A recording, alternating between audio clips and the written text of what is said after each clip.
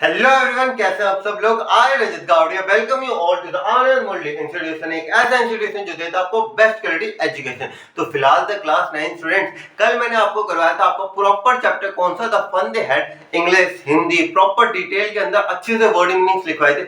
पूरा चैप्टर आपको मैंने सिंप्लीफाई करके दे दिया था। लेकिन बॉस, क्या क्लास 9 10 11 12 के लेवल के अंदर सिर्फ ये काफी कि चैप्टर पढ़ लिया आप जयराम जी की? ना बॉस, अब बारी है समरी की। क्योंकि मेजोरिटी ऑफ द स्टूडेंट्स की पता है दिक्कत क्या होती है। सर आंसर तो पता है, आंसर पता है क्या लिखना क्या है, शुरुआत कहां से करें, एग्जैक्ट वर्ड्स क्या लिखें, इसके अंदर ऐसे क्या वर्ड्स डालें जिससे हमारा आंसर अट्रैक्टिव लगे कि टीचर को पढ़ते लगे यार बस मजा आ गया यार, तू पूरे नंबर ले ले। इस तरीके का जो आंसर है ना, उसे लिखने के लिए सबसे इंपॉर्टेंट रोल प्ले करती है एक चैप्टर की समरी। क्योंकि जब मैं 11 12 के अंदर था, मेरी मैम थी करणदीप मैम, जिनकी वजह से I got 97 marks in English.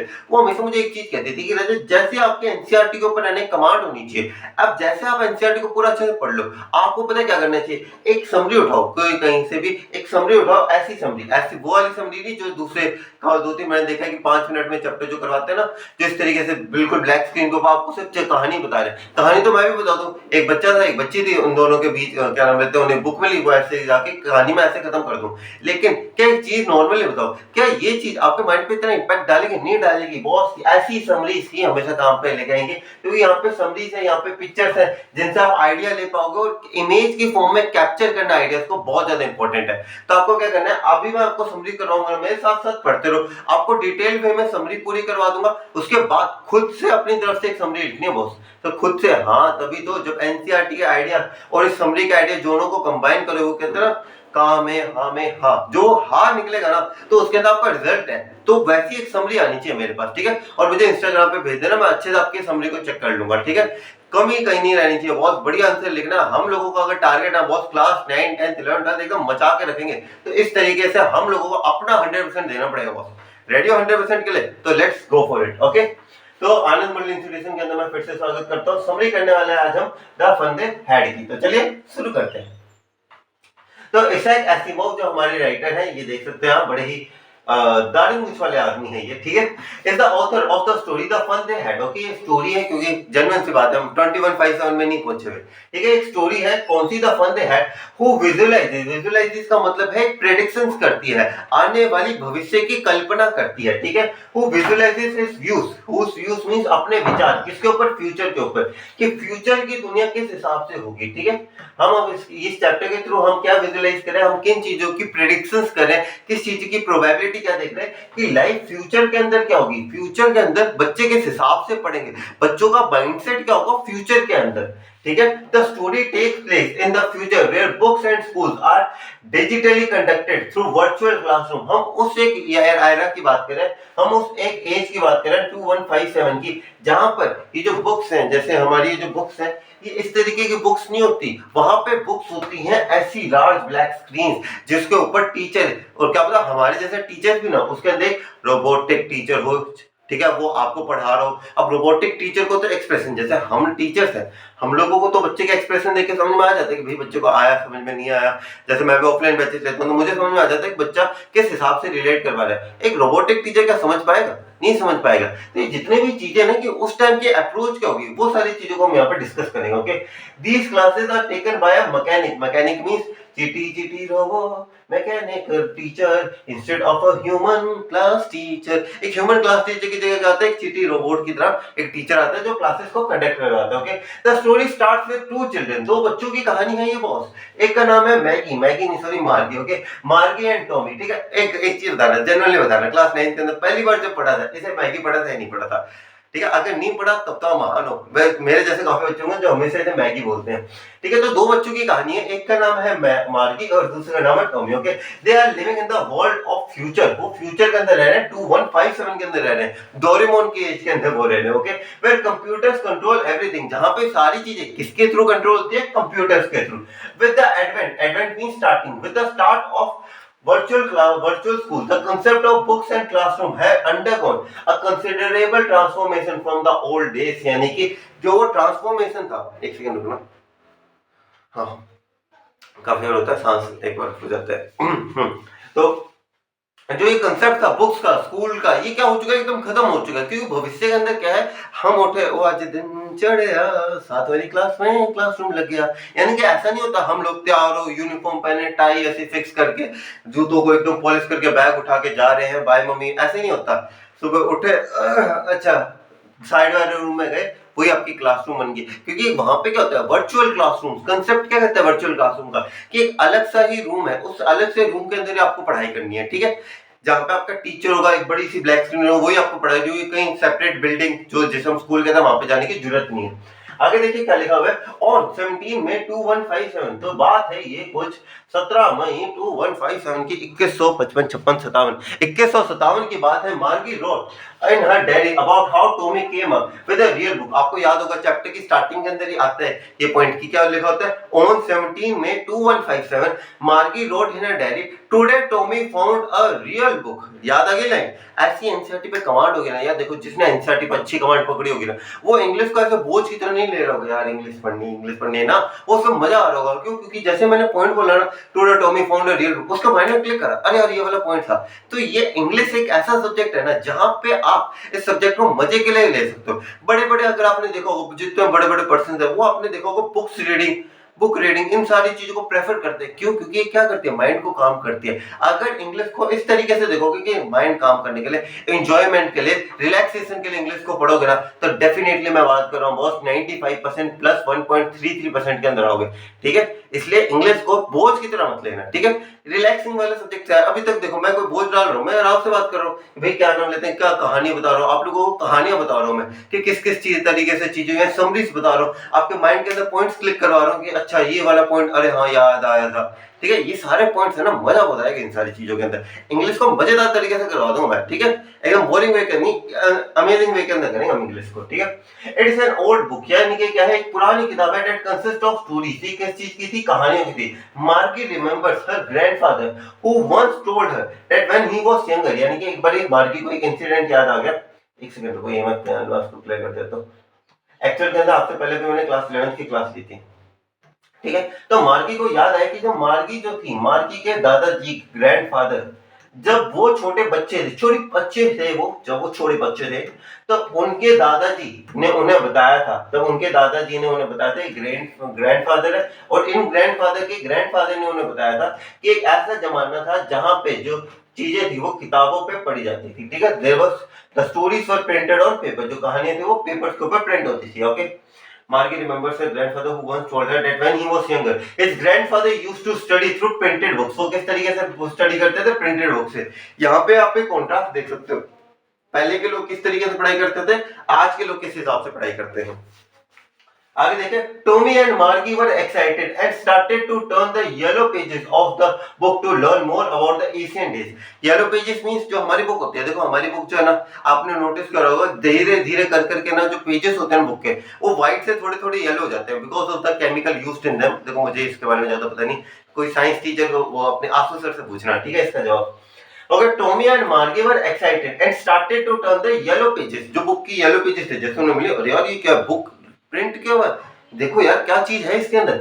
Okay, yellow pages of the book to learn more about the Asian days, कि यार पुराने जमाने में स्कूल कैसे होते थे यार, पढ़ के देखते, एक्साइटमेंट होगी। अगर मैं आप लोगों को एक पत्थर ला के दे दूं, 18वीं नहीं 12वीं शताब्दी 12th सेंचुरी का, ठीक है, आप एक्साइटेड नहीं होगे यार, 12th सेंचुरी के लोग कैसे थे यार, इसके ऊपर इंफॉर्मेशन देखते हैं, इसकी जांच पड़ताल करते हैं, एक्साइटमेंट आएगी ना। वैसी एक्साइटमेंट किसके मन में थी, 2157 के अंदर जो बच्चे थे उनके अंदर भी एक्साइटमेंट थी यार। हमारे जो एशियंट, हमारे जो पूर्वज थे, यानी कि हम लोग कैसे पढ़ते थे यार, बुक्स को हम कैसे पढ़ते थे, ये सारी चीजें क्या है, उन्हें अट्रैक्ट करेंगी, ठीक है। They found it hilarious, okay?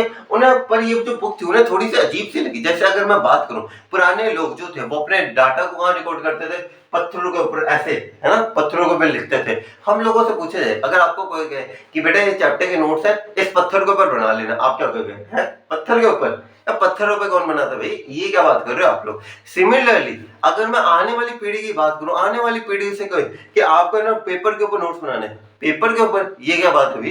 Digital में टाइप करूंगा, है ना? क्योंकि क्या आ रहा है, फर्क आ रहा है। जैसे जैसे जनरेशन आगे बढ़ती जा रही है, जैसे जैसे टेक्नोलॉजिकल डेवलपमेंट होती जा रही है, हम लोगों को ये जो है ना नई नई टेक्नोलॉजी, हम उससे अवॉइड होते जा रहे हैं, हम उससे कवर्ड होते जा रहे हैं, और हमारे पढ़ने लिखने के तरीके क्या हो रहे हैं, साल दर साल बदलते जा रहे हैं। ठीक है, अब जैसे अब देखा होगा हर एक स्कूल के अंदर अब ये डिजिटल बोर्ड्स आने लग पड़े। पहले व्हाइट बोर्ड आते थे, प्लेन बोर्ड आते थे, इससे अब किस पे आ गए हम, डिजिटल बोर्ड्स के ऊपर आ गए। अब धीरे धीरे करके हम लोगों की रिप्लेसमेंट होने वाली है, हमारी नौकरी जाने वाली है। ठीक है, क्या पता चली जाए नौकरी, पर ऐसे ना जाए, भगवान करे। एक यार एक ह्यूमन टीचर है ना, बेस्ट होता है मेरे हिसाब से, क्योंकि वो समझ जाता है बच्चा क्या कहना चाहता है। Okay, they found it hilarious to read the books as the words जो थे, यहाँ पे जो वर्ड्स वो क्या थे, stood at a place instead of moving as they saw it on a computer screen. Computer screen के ऊपर कैसे होता था, जो वर्ड्स होते थे वो क्या हो रहे थे, मूव होते थे। किस तरीके से, पट्टी नहीं होती, इस तरीके से चैप्टर चल रहा है, आगे बढ़ता जा रहा है, बढ़ता जा रहा है, बढ़ता जा रहा है, बढ़ता जा रहा है। लेकिन हम लोगों के लिए देखा जाए क्या, जैसे मान लो ये क्या लिखा है, पोएट्री वर्ड लिखा है, दिख रहा है पोएट्री। मैं इस पेज को टर्न करा, मैं वापस इस पेज पे है, क्या है, पोएट्री। पोएट्री चला तो नहीं गया, लेकिन एक चीज बताओ, मैं इस चैप्टर के ऊपर, चलो ये जो पेज है इसके ऊपर मैं क्लास 9 को पढ़ा रहा हूँ, ये क्लास 10 आ गई, यानी कि एक ही जगह मैं आपको क्लास 10 के भी नोट्स है और ये भी क्लास 9 के भी नोट्स हैं। तो देख रहे हो, यानी कि हमें ये कंप्यूटर स्क्रीन के ऊपर, कंप्यूटर स्क्रीन का एक और चीज है कि इसके अंदर मिलियंस ऑफ डेटा को स्टोर कर सकते हो।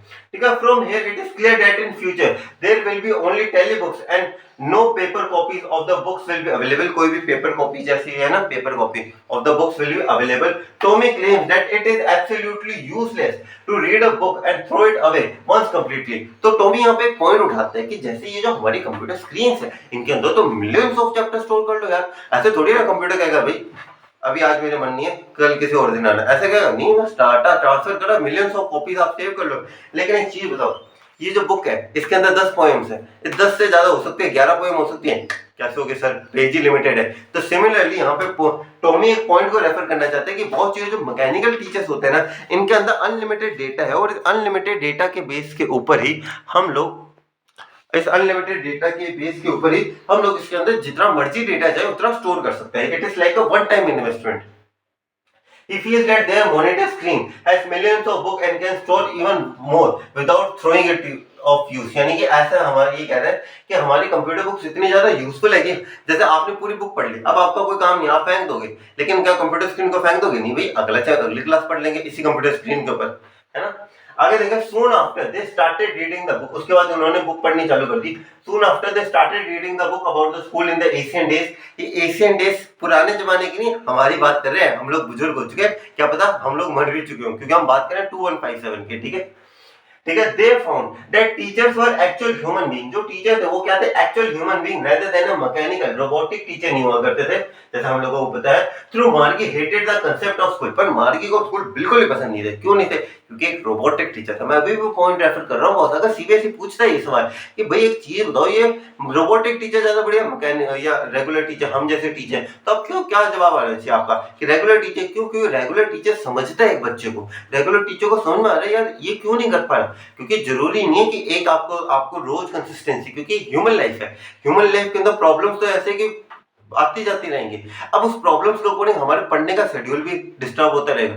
एक रेगुलर टीचर समझ जाएगा कि भाई बच्चे का कैसे चल रहा है, बच्चा क्या है, उदास है, कंसेप्ट्स को ढंग से नहीं समझ पा रहा, किस किस तरीके से। लेकिन एक रेगुलर टीचर, एक मैकेनिकल टीचर समझ पाएगा ना? मैकेनिकल टीचर कैसे समझ पाएगा? उसके लिए तो भाई रोज मैं एक लेक्चर दूंगा और बच्चे को पढ़ना पड़ेगा, भले उसका मूड कैसा हो। तो ये सेम प्रॉब्लम फेस करी थी मार्गी ने।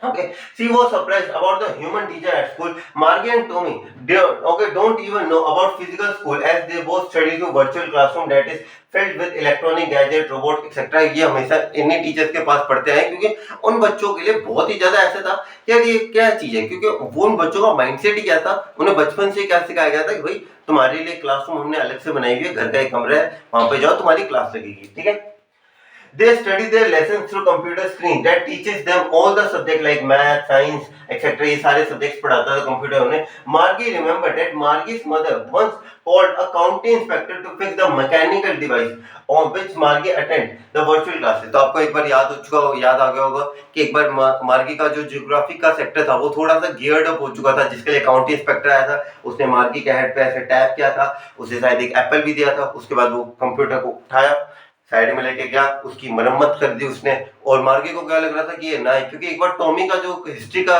जो कंप्यूटर था वो भी ब्लैंक आउट हो गया था और वो 2 महीने के आराम से छुट्टी पे गया था. तो मार्गी भी अपने सपनों के अंदर छुट्टियों के अपने ख्वाब सजाने लग पड़ी कि हम छुट्टी क्या मनाऊंगी, ऐसे मनाऊंगी. पर उनके सपनों को चूर चूर कर दिया काउंटी इंस्पेक्टर ने आके कि बेटा तेरा कंप्यूटर एकदम सही हो चुका है, और उन्होंने कंप्यूटर को सही कर दिया था. ठीक है, कहानी याद आ गई वापस. He fixed the big black screen together again on which all the lessons were displayed and questions were asked. उन्होंने सारी चीजों को सही कर दिया. But the little girl was so disappointed as the device got fixed. उन्हें यार क्या अंकल जी बिगाड़ देते, मैं आपको साइड से 500 रुपए अलग से दे देती, बिगाड़ देते इसे. पर ईमानदार आदमी के she needs to put the homework and test paper through a punch code. और वो पंच कोड उससे कब सिखाया गया था, जब वो 6 साल की छोटी बच्ची थी. ठीक है, as they both continue to read the book, Margie's mother called to attend the classes. तो मार्गी की मदर कहती है बेटा स्कूल क्लास लगाओ तुम अपनी. Margie attends the classes on fractions है, जिसके ऊपर आपको याद होगा 1 + 2 + 1.1/4. एक सेकंड, अब ये छिंग आ रही है ना, अब आ भी रही है, ली भी नहीं जा रही. Okay, taught by the mechanical teacher. Okay, किसने सिखाया, mechanical teacher. But her mind starts wondering about the fun their grandparents had. यानी कि grandparents हम लोगों की बात कर रहे हैं बॉस, हम बुजुर्ग होंगे कभी ना कभी. ठीक है, ये जवानी है दीवानी, लेकिन ये जवानी कभी जाएगी भिगानी. ठीक है, but her mind start wondering. का फिर होता है हम पढ़ते पढ़ते अपने ही सपनों के ख्यालों में आते हैं, हाय क्या मजा, इस तरीके से. ठीक है, while attending the school in the olden days, यानी कि बुजुर्ग, हम जैसे बुजुर्ग लोग किस तरीके से स्कूल लगाते थे. in the olden days the school used to be a special place where all the students of the same age studied together, जहाँ पे सारे बच्चे एक साथ पढ़ाई करते थे. okay, she started to imagine how the kids are from different areas come together to attend the school happily. कोई विनोबा बस्ती से, कोई प्रेम नगर से, कोई अगरसेन नगर से, सारे लोग अपने अपने अलग अलग डिस्ट्रिक्ट से आते थे, कोई पुरानी आबादी से. ये सारी जगह ये ऐसे कुछ नाम है नहीं, हर जगह कॉमन है. ठीक है, और बीरबल चौक से और कहीं ना कहीं ऐसे इलाकों से आते थे साथ में पढ़ने के लिए. Thereby Margie strongly attended the fun the children had in the ancient time, which when they went to a real physical school. यानी कि वो कह रही है कि यानी कि जो बच्चों का जो मजा था ना, उस सारी चीजों को इमेजिन करके मार्गी को एक्साइटमेंट हो रही थी कि यार क्या मजा करते थे यार, पुराने जमाने के बच्चे एकदम एंजॉयमेंट करते थे, सारे बच्चे आते थे, हंसी मजाक करते थे, एक दूसरे के ऊपर जोक्स क्रैक करते थे, गेम्स खेलते थे एक दूसरे के साथ. तो ये सारी चीजें हैं बहुत फैसिनेटिंग. तो इस चैप्टर से आपको एक चीज जरूर सीखने को मिली है, बहुत आपकी स्कूल लाइफ के आखिरी के 4 साल है, बर्बाद मत करना. लाइफ को जितना जी सको जी लो. अगर कॉलेज के अंदर आप लोग अपनी तैयारियों के अंदर लग जाओगे तो ये जो 4 साल है ना, इसके अंदर अपना प्रॉपर एंजॉय करो. ठीक है, अच्छे से लाइफ जियो, एंजॉयमेंट रखो. ठीक है, और मैं मिलूंगा आपसे अगली वीडियो के लिए. तब तक के लिए जय हिंद गाइस, और अच्छे से पढ़ाई करना बॉस. किसी भी चीज में कोई कमी नहीं आनी चाहिए. कोई भी डाउट हो तो मुझे बिंदास कभी भी मैसेज कर देना, मैं आपको रिप्लाई कर दूंगा. तब तक के लिए जय हिंद गाइस. इंस्टाग्राम के ऊपर मुझे मैसेज कर देना. ठीक है, जय हिंद गाइस, और अच्छे से पढ़ाई करना. ठीक है, कोई कमी नहीं आनी चाहिए. कल 1 शॉट आ रहा है, 1 शॉट देख लेना, प्रॉपर रिवीजन हो जाएगी. ठीक है, 2 की स्पीड पे देखोगे, इतना आसान तो कोई नहीं है जो 1 की स्पीड पे देखता है. ठीक है, 2 की स्पीड पे देखोगे जल्दी खत्म हो जाएगा. जय हिंद.